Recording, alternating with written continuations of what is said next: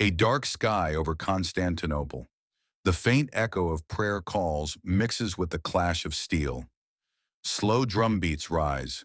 For 6 centuries, they ruled at the crossroads of the world, an empire forged by frontier warriors and crowned in the domes and minarets of Istanbul.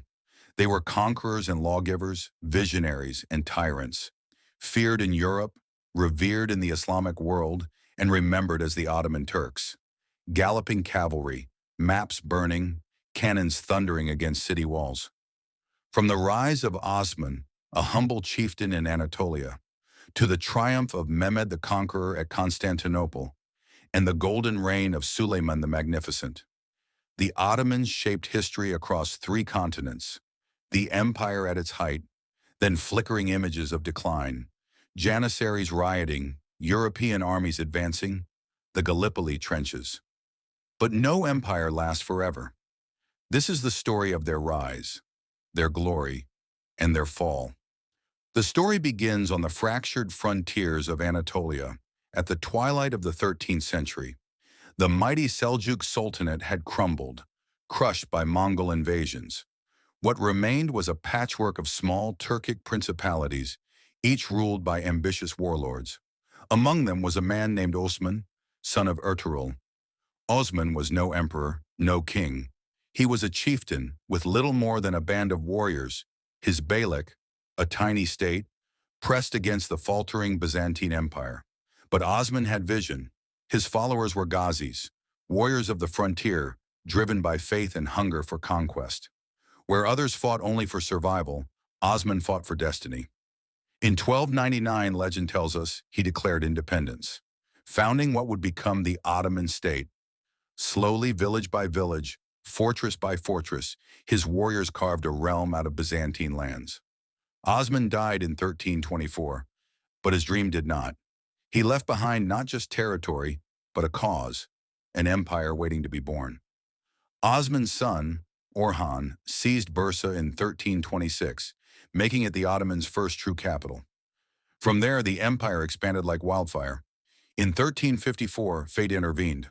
An earthquake shattered the Byzantine fortress of Gallipoli. The Ottomans moved in, seizing their first foothold in Europe. It was a turning point. What began as an Anatolian state became a Balkan power.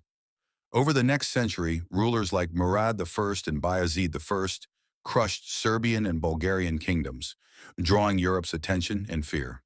At the heart of their power stood the Janissaries, an elite corps of slave soldiers taken from Christian families, trained and converted into warriors loyal only to the Sultan. Yet the greatest prize remained: Constantinople. Protected by massive walls, it had resisted conquerors for 1,000 years. But in 1453, a 21-year-old sultan named Mehmed II would change history. With giant cannons and relentless assault, he shattered the defenses. After 53 days, the city fell. The Byzantine Empire was no more. Constantinople became Istanbul, the capital of a rising empire. With Constantinople secured, the Ottomans unleashed a century of conquest. They expanded westward into the Balkans and Hungary, crushing Christian armies. They swept across Anatolia, uniting the Turkish beyliks under their rule. Southward, their armies stormed into Syria, Palestine, and Egypt. In 1517, they captured Cairo, defeating the Mamluks, and gained control over the holy cities of Mecca and Medina. The Sultan now claimed the mantle of Caliph, leader of the Muslim world. The empire became a superpower straddling 2 continents, ruling over millions of Christians, Jews, and Muslims.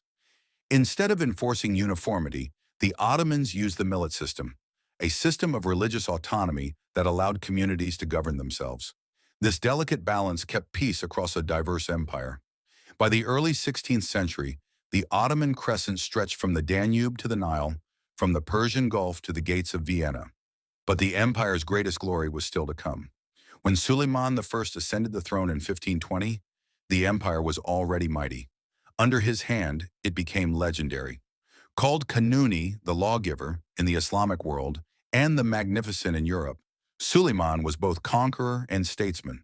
His armies pushed deep into Central Europe, capturing Belgrade, defeating Hungary, and reaching the gates of Vienna in 1529. To the east, he fought the Safavid Persians, securing Mesopotamia. To the south, Ottoman fleets, commanded by admirals like Barbarossa, dominated the Mediterranean, battling Spain and Venice. At home, Suleiman reformed the laws, ensuring justice across his empire. He patronized art, literature, and architecture. His architect, Mimar Sinan, filled Istanbul with masterpieces like the Süleymaniye Mosque, symbols of Ottoman grandeur. By the time of his death in 1566, the empire stretched across 3 continents, home to more than 30 million people. The Ottomans had reached their zenith, a golden age of power, culture, and glory. But no empire stays at its peak forever. After Suleiman, cracks began to appear. The Janissaries, once elite warriors, became corrupt and resistant to reform. Weak sultans, often manipulated by palace factions, allowed the bureaucracy to rot. On the battlefield, defeats mounted. The Battle of Lepanto in 1571 shattered Ottoman naval dominance. The failed siege of Vienna in 1683 marked the end of expansion into Europe. Treaties like Karlowitz in 1699 forced the empire to surrender lands it once dominated. Meanwhile, the world was changing. Trade routes shifted to the Atlantic, bypassing Ottoman lands. European powers, Spain, Portugal, France, and England, were rising, while the Ottomans stagnated. The empire was still vast, but the energy that had once driven its conquests had faded. The long decline had begun. By the 19th century, the Ottoman Empire had earned a grim title. The sick man of Europe nationalism spread like wildfire. Greeks, Serbs, Bulgarians, and Romanians rose in rebellion, carving out independence. Russia pressed into the Black Sea. Britain and France competed for influence in the Middle East, and the empire seemed constantly on the brink of collapse. Ottoman leaders tried to modernize. The Tanzimat reforms of the mid-1800s introduced new laws, schools, and military reforms, yet corruption, resistance from conservatives, and the decaying power of the Janissaries slowed progress. The Crimean War, 1853 to 1856, briefly revived Ottoman hopes as Britain and France defended the empire against Russia. But in truth, the Ottomans were now dependent on European powers for survival. The empire that once terrified Europe had become its pawn. The 20th century brought the final act. In World War I, the Ottoman Empire sided with Germany. Battles raged in the deserts of Arabia, at Gallipoli, and in Mesopotamia. Despite fierce resistance, the empire was overwhelmed. In 1915, tragedy struck with the Armenian genocide, leaving a dark scar on Ottoman history. As the war dragged on, Arab uprisings, European invasions, and famine tore the empire apart. By 1918, the Ottomans were defeated. The Allies carved up their lands. But in Anatolia, a new leader rose, Mustafa Kemal Ataturk. Refusing to accept partition, he led the Turkish War of Independence.